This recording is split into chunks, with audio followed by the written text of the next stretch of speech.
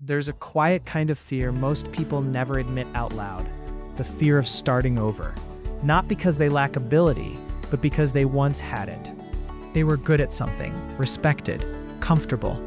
And now, the thought of being awkward, slow, or clueless again feels like a step backward.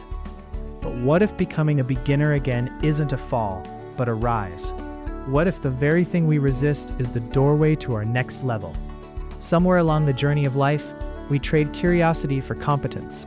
As children, we ask questions without shame. We try, fail, laugh, and try again. But as adults, we become careful, calculated, protective of our image. We don't want to look foolish.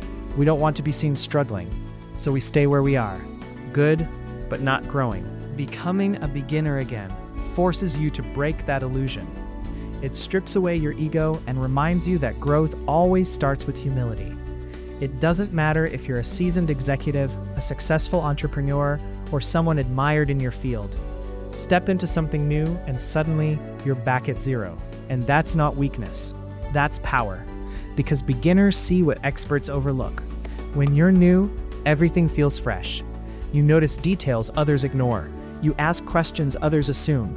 You experiment without the burden of how things should be. This openness is not ignorance, it's creative freedom. And in a world that rewards innovation, that freedom is priceless. Think about the last time you learned something completely new. Maybe it was a language, a skill, or even a mindset shift. Remember the discomfort, the slow progress, the moments of frustration? Now think about what came after. The clarity, the confidence, the transformation. That journey only exists because you allowed yourself to be a beginner. But here's the truth most people avoid. Growth always looks like incompetence in the beginning. That's why so many people never evolve. They confuse being bad at something new with losing their value. But your value doesn't decrease when you start over. It expands. Every time you become a beginner again, you add another dimension to your identity. You're no longer just one thing. You become layered, versatile, adaptable. And in today's fast-changing world, adaptability is the ultimate advantage. There's also a deeper psychological shift that happens when you embrace beginnerhood. You become less afraid of failure, not because failure disappears, but because you stop attaching your self-worth to immediate success. You understand that progress is messy, that mastery takes time, that mistakes are not signs of inadequacy, but evidence of effort. And this mindset changes everything. It makes you resilient. It makes you curious.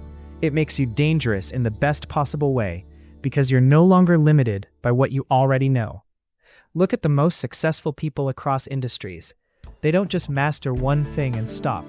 They reinvent, they pivot, they explore new domains even when they could comfortably stay where they are. Why? Because they understand a simple truth.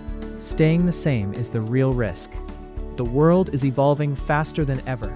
Skills that were valuable yesterday may become irrelevant tomorrow.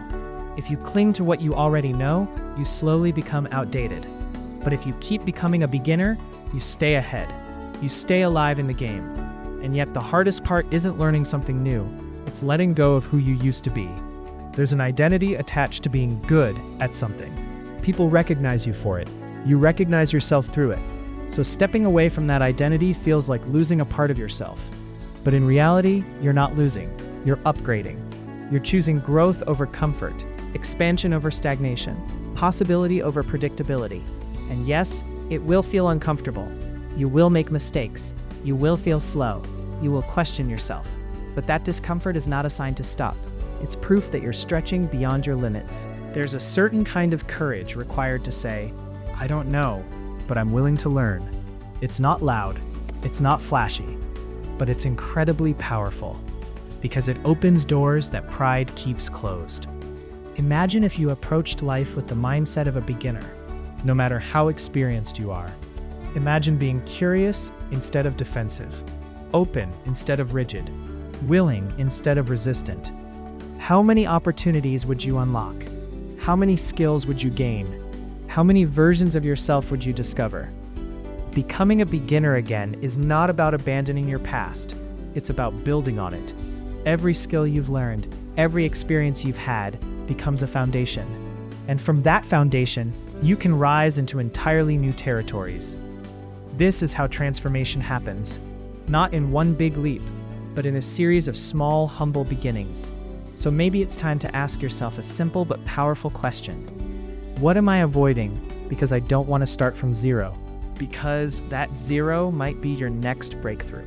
Maybe it's a new business idea, a new skill, a new way of thinking, a new chapter in your life.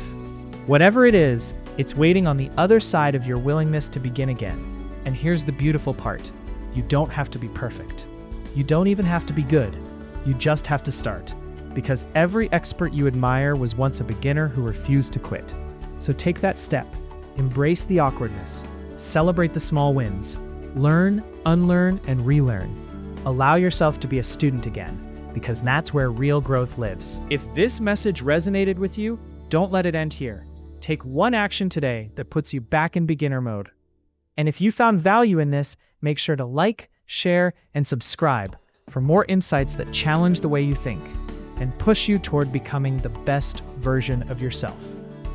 Your next level is not hidden in what you already know. It's waiting in what you're willing to learn.